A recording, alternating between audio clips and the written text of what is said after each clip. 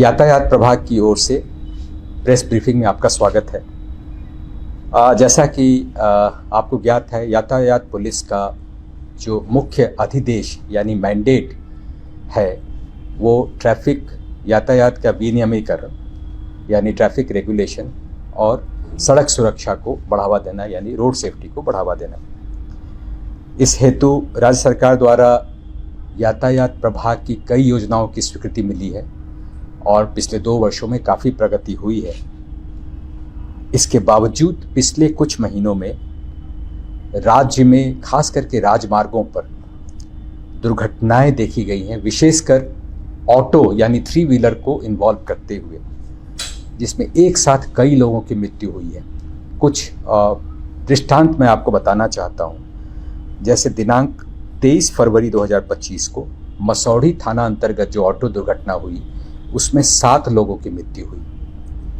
29 मई को डुमरिया घाट मोतिहारी अंतर्गत जो ऑटो दुर्घटना हुई उसमें 4 लोगों की मृत्यु हुई। 31 जुलाई को आदर्श थाना जमुई अंतर्गत ऑटो दुर्घटना में 3 लोगों की मृत्यु हुई। और जो सबसे लेटेस्ट है 23 अगस्त 2025 को शाहजहांपुर थाना में पटना अंतर्गत ऑटो दुर्घटना में 9 लोगों की मृत्यु हुई।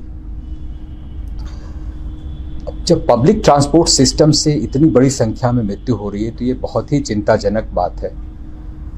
और खास करके जब ये मानव जनित है, खास करके जब ऐसे 3 व्हीलर्स ओवरलोडेड होते हैं। एक 3 व्हीलर में 9 लोगों की मृत्यु हो जाना, इसका मतलब जहाँ 3 की कैपेसिटी है उसको कैरी करने की, या बड़ा यदि 3 व्हीलर है तो उसमें 5 पैसेंजर को कैरी करने की कैपेसिटी है, निर्धारित है।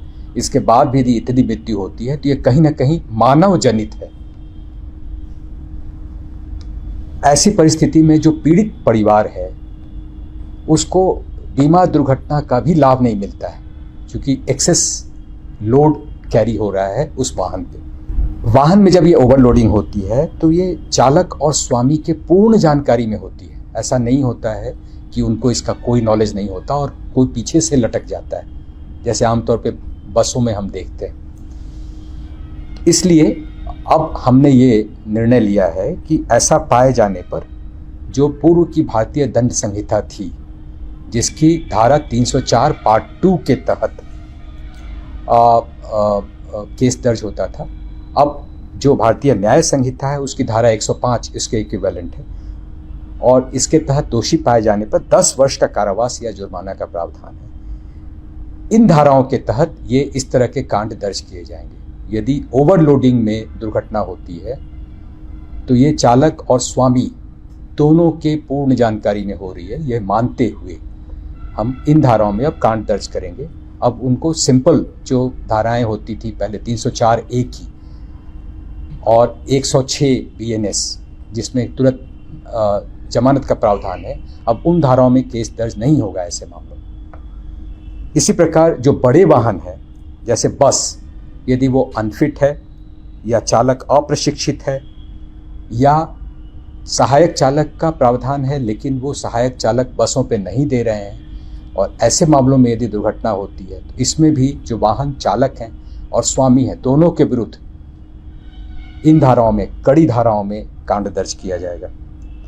ऐसे भी दृष्टांत सामने आए हैं जिसमें मालवाहक वाहनों से यात्रियों का परिचालन होता है, यह भी पूर्णतः अवैध है और यह भी वाहन चालक और स्वामी दोनों के पूर्ण जानकारी में हो रहा है, जिसके चलते दुर्घटना हो रही है। तो ऐसे मामलों में भी कड़ाई से इन धाराओं का उपयोग किया जाएगा। परसुएसिव इन्फोर्समेंट के तहत मैं आपके माध्यम से जो ऑटो चालक हैं, ऑटो वाहन के स्वामी हैं, उनसे खास करके विनती करना चाहता हूं, अपील करना चाहता हूं, जो उनसे अपेक्षाएं हैं उसके बारे में। जैसे वाहन में क्षमता से अधिक तथा चालक सीट के बगल में यात्रियों को कदापि न बैठाएं। आप इसमें ये पूछ सकते हैं कि जो यात्री हैं वो भी तो हितधारक हैं, तो उनके लिए भी मैं ये संदेश देना चाहता हूं कि आप भी जो ओवरलोडेड गाड़ियां हैं उसमें नहीं बैठें। ये आपकी ज़िंदगी के साथ खिलवाड़ का मामला है, इसको आप अवॉइड करें। आपको मालूम है कि इन वाहनों का, खास करके 3 व्हीलर्स का उपयोग लास्ट माइल कनेक्टिविटी के लिए है। ये सुगम है, सस्ता है, लेकिन लास्ट माइल कनेक्टिविटी के लिए, ये राजमार्गों पर दौड़ाने के लिए नहीं है ऐसे वाहन। तो हम ये अपील करना चाहते हैं, जो वाहन चालक हैं, 3 व्हीलर के या स्वामी हैं या यात्री हैं, वो इन वाहनों का उपयोग राजमार्गों पर कदापि न करें, क्योंकि वहाँ आमतौर पे गाड़ियों का जो गति होती है, अन्य गाड़ियों की गति वो बहुत अधिक होती है। और इन दुर्घटनाओं में यदि ऑटो वाहन शामिल होता है, जो कि ऐसे ही सुरक्षित वाहन की श्रेणी में नहीं रखा जा सकता, उसमें कोई सीट बेल्ट नहीं होता है, 3 व्हीलर है वो, उसका बैलेंस भी गड़बड़ा सकता है छोटे से झटके के साथ, तो इसका उपयोग वहाँ नहीं होना चाहिए। आमतौर पे ये भी देखा गया है कि इन 3 व्हीलर्स में front light, back light, side light, indicator व आगे की भी हालत सही नहीं रहती। ब्रेक ले रहे हैं तो पता नहीं चलता कि ऑटो वाला कब ब्रेक ले रहा है। तो जो यात्री हैं उनका ये कर्तव्य है कि ऐसे वाहनों पर नहीं बैठें। जो वाहन चालक हैं, स्वामी हैं, वो ऐसे वाहनों का उपयोग नहीं करें। ओवर स्पीड आप ना करें, क्योंकि आमतौर पे लास्ट माइल कनेक्टिविटी के लिए तो शहरों में ही चलाना है, जहाँ पे स्पीड जो है वो 50 से ज़्यादा नहीं हो सकती। तो ऐसी परिस्थिति में आप ओवर स्पीड ना करें और अपने ही लेन में वाहन का परिचालन करें, ये हमारी अपील है। और यात्रियों से भी अपील है कि ऐसे यदि वाहन उनको दिखाई देते हैं तो उनके बारे में वो अलार्म रेज करें। यदि वो खुद बैठे हुए हैं तो वो उनको बोलें कि साहब आप मत चलाइए, हम उतर जाएंगे। एक और समस्या इससे रिलेटेड देखी जाती है कि चौक चौराहों पर आमतौर पे वो मोड़ पे 2-3 लेन में गाड़ियां खड़ी कर देते हैं, जिससे अन्य वाहनों का मार्ग जो है वो अवरुद्ध होता है।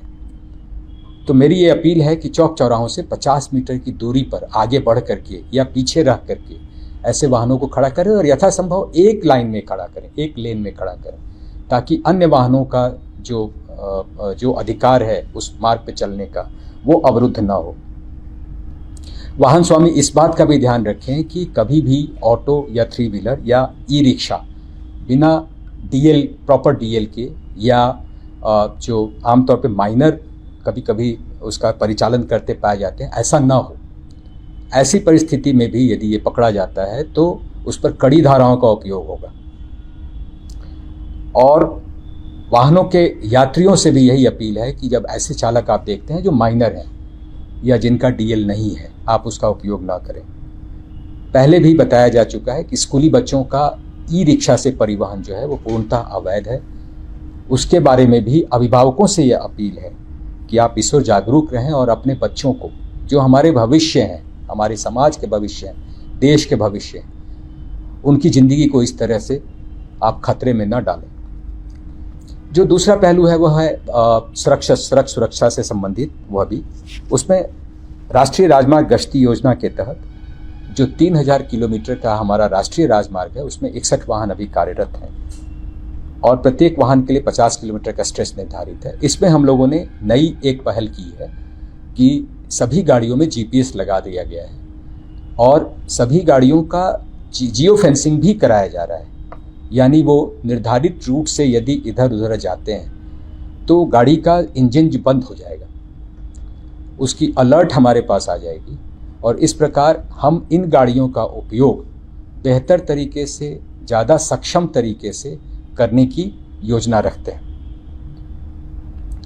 और इससे राजमार्गों पर होने वाली दुर्घटना में हमारा ये लक्ष्य है कि 2030 तक 50% की कमी आए। इसके दूसरे फेज में भी 58 गाड़ियों का जो वाहन है, 58 वाहनों का क्रय, वो भी अंतिम स्टेज में है, टेंडर प्रोसेस चल रहा है और उसके लिए भी उम्मीद है कि अगले 2 से 3 महीनों में उनकी डिलीवरी हो जाएगी और ये भी पूरी तरह से परिचालन में आ जाएंगे। ये आपको बताते चले कि राष्ट्रीय राजमार्गों पर यातायात नियमों की अवहेलना, खास करके ओवर स्पीडिंग के मामले में इन गाड़ियों की मदद से अभी तक कुल 1,73,142 चालान निर्गत किए गए, जिसके तहत 26.27 करोड़ की राशि का फाइन किया गया है। इसका तात्पर्य यह हुआ कि इन गाड़ियों के रहते हुए भी ओवर स्पीडिंग में कमी नहीं आ रही है।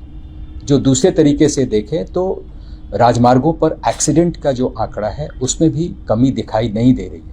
ये दोनों तथ्य इस बात को इंगित करते हैं कि अभी भी जो राजमार्गों पर हमारे वाहन चालक हैं या वाहन स्वामी हैं, इस ओर सजग नहीं है।